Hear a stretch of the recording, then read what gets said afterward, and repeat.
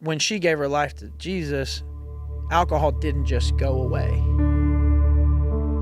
Before my wife was my wife, all the way back when we dated, my wife went to church some, but it was it was all we did. Both my parents were pastors, and easily 5 out of any given 7 days were spent in a church on godly things. So to meet somebody who had a more casual relationship, or rather kind of not one, but I could tell right away she had the fruit of the Spirit in her personality. She just didn't have the Christianese to define it. And so I say all that just to give you the context that we dated for about a year, and then, kind of got into conflict with each other, realizing that, one, I knew that I loved her and wanted to marry her, but had big reservations about marrying someone who didn't just profess to be a Christian, certainly at the level that I did. After about a year, we split up, and in the 3 months apart was when my wife realized that she had an irregular relationship to alcohol. That really came to a head for her in that summer. She had an experience. She had an incident with alcohol. She blacked out. She woke up in the back of an ambulance. They were taking her. They had found her outside of Gillette Stadium in Foxborough, Massachusetts, and were taking her to the hospital. And that was a big wake-up call for her. And so after that experience, she was just driving down the road one day and cried out to the Lord. And God met her in that moment. And she gave her life to the Lord right there in the car. I mean, it's the car that I now drive her, and I got dropped off at the airport this morning in that car, and to think that that is where she was.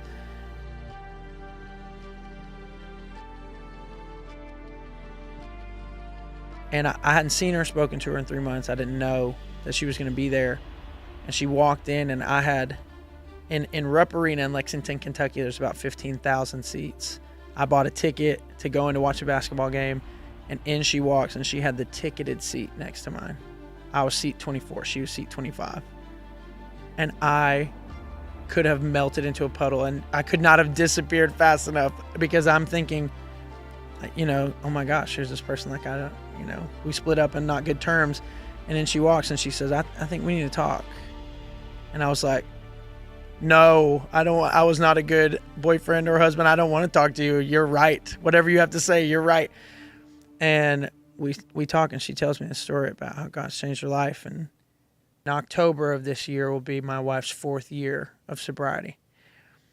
And I think that growing up, not wrongly believing in the miraculous delivering power of the God that we serve. And that is some people's story.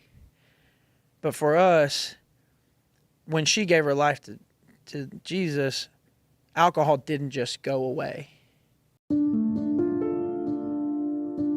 When I think about what walking out sobriety from alcohol or from any substance, what does that look like on a daily basis? When somebody's struggling, it's easy to kind of, after a while, when your care starts to wear thin and you can start to get a little impatient with people, and then to realize, I think this is what Jesus was talking about when he was saying, when somebody asks you for your shirt, give them your jacket too. You hear people when they talk about struggling with substances of any kind, pornography or drugs or alcohol, referring to it as a disease. And as somebody who didn't struggle, I was so at an arm's length with that sort of terminology, and just but when you realize someone that you love is maybe as often as every minute in a fight, and that fight is life or death, it just helps you. I feel like it just changes your perspective versus, well, why wouldn't they just give this up? Don't they just love me? Don't they love their kids, their wife, it's easy for me on the other side of the fence to think how can you not just give this up? But this thing sits in the driver's seat of someone's life. And it's like, this isn't them choosing something over you. And I think for me, like, once I was able to get there mentally, you're so much more likely to like lock arms and walk through this thing together, because it isn't personal. This is someone treading water and me standing there with a life preserver, like, well, like, if you loved me, I'd be glad to throw it to you, but you just seem to like treading water more. It's like, that person is drowning. Why don't you get in and go with them?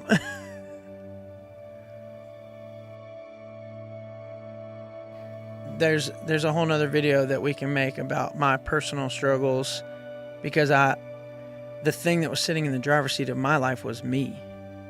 And so whether it was lust, or it was acceptance, or it was pornography, or it was like, regardless of, I don't feel like I ever had one consistent thing, but that driver's seat is supposed to have Jesus sitting in it. And I know that, but it's just easier for me to be critical of someone who just puts one thing there, versus me sitting myself in that seat and saying, I know what's best. Just like I'm asking them to remove themselves from the driver's seat of their own life, I have to be willing to take how important I am to their recovery out of the equation. What we truly have to hope for is that person falls in love with Jesus and ends up looking more like Jesus, not more like me. The temptation is to feel like you have it together. And that was not the case for me. Just because my like troubles are private doesn't mean that they're better. And I think once I was able to humble myself and, like I said, realize that the best thing I can do for someone that's drowning is to get in and swim with them, then it was no longer about me.